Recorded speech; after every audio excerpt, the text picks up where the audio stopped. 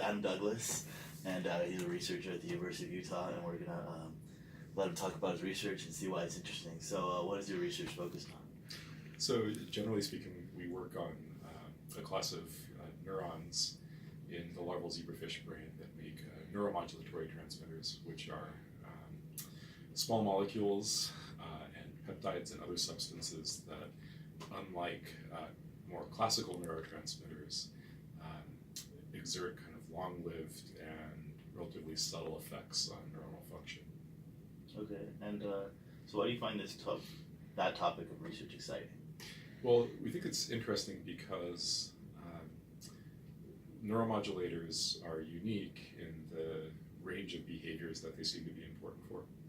So, for instance, dopamine is a neuromodulator that a lot of people have heard of. And one of the things that we find fascinating about it is that it's been linked to a huge variety of different behaviors. So everyone tends to think of it as being a reward signal, and it's certainly important for that. Your brain does release a significant amount of dopamine in response to pleasurable experiences. And that dopamine release can then be important for driving forms of learning that use reward as a reinforcer. But it's also equally important for aversive learning. So in other words, the ability to learn associations between certain things and negative outcomes can be similarly modulated by dopamine. And even beyond learning, it's important for locomotor behavior. Everyone is familiar with Parkinson's disease, which is a progressive neurodegenerative condition that causes motor deficits resulting from the loss of dopamine-producing neurons.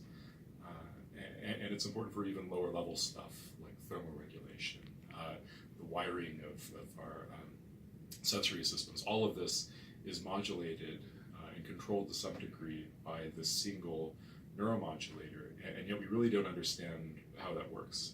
In other words, how you get such an array of complex things at the behavioral level that have all been linked to the participation of this one small molecule. And that's really the core question that my lab is interested in. Sounds like a really powerful molecule. It is. So how do you do this? Like, what are some tools you use to answer these questions or look into these things? Like I said, we work with a larval zebrafish, and there are a few reasons for that. One is that in general in neuroscience, you want to use the simplest system that will let you ask the questions that you want to ask. And zebrafish are actually fairly sophisticated in their behavioral capabilities. They're vertebrates like we are. And so the overall architecture of their brain and their nervous system is similar to ours. Despite that, at the developmental stages, when we work with these fish, they're still babies when we do most of our experiments, they have very few neurons. Their brains are less than a millimeter at the widest dimension and possess around 100,000 neurons, which is a tiny fraction of the number of cells in our own brains. So it provides a much more kind of tractable system in which to look at how neuromodulators do their job. In other words, we can look at the entire system and conceivably, although we're not there yet, account for how the activities of all of those cells are affected by the neuromodulators. The other thing that we like about larval zebrafish is that partly because they're so small, they're also optically transparent, and that means we can use a variety of microscopy techniques to look at the neurons in the fish's brain and monitor their activities or manipulate their activities even using optical signals, pulses of light. Okay, very cool.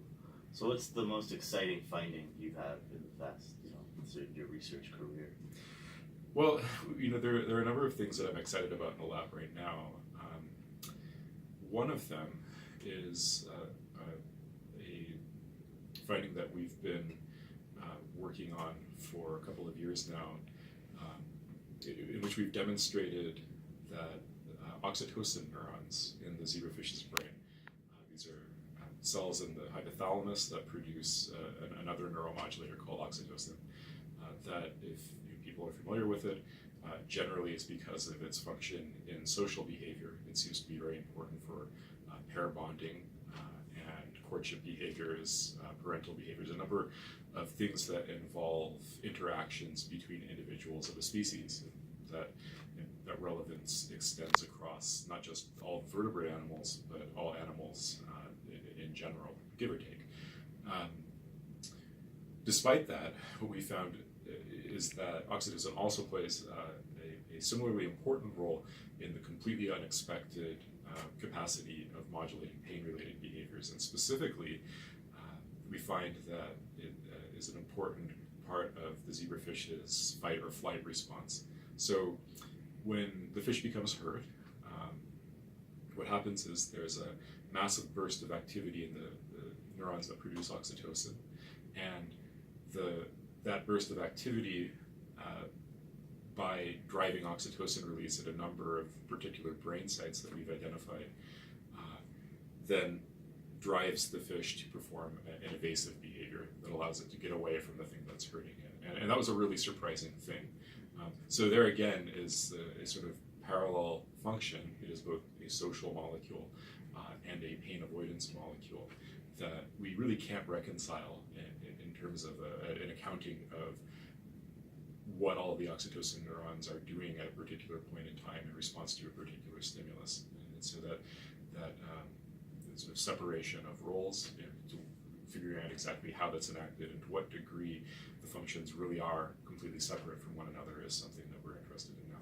So, yeah, it's pretty cool. I like the ideas of trying to see a molecule doing multiple things throughout a system. And finally, I guess we'd like to know, how do you communicate your science to the general public and to your peers? Yeah, I mean, to the general public, it's harder, obviously, to find opportunities in which to do that.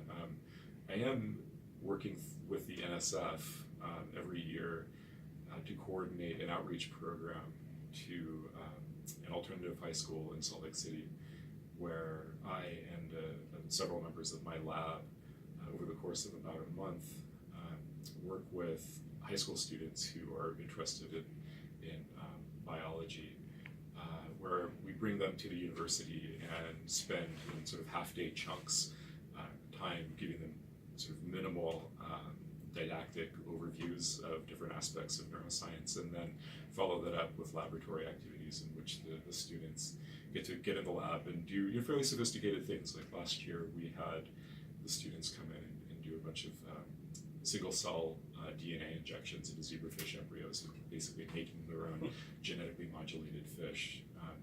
It turns out that's a fairly straightforward thing to do, even with people who have no prior knowledge of the system or scientific training. And so that's been really gratifying, because I think really just cool. doing things that to us seem fairly routine and incremental can really help you to engage with people. Well, awesome. Thank you for your time. Sure. And I think that's everything.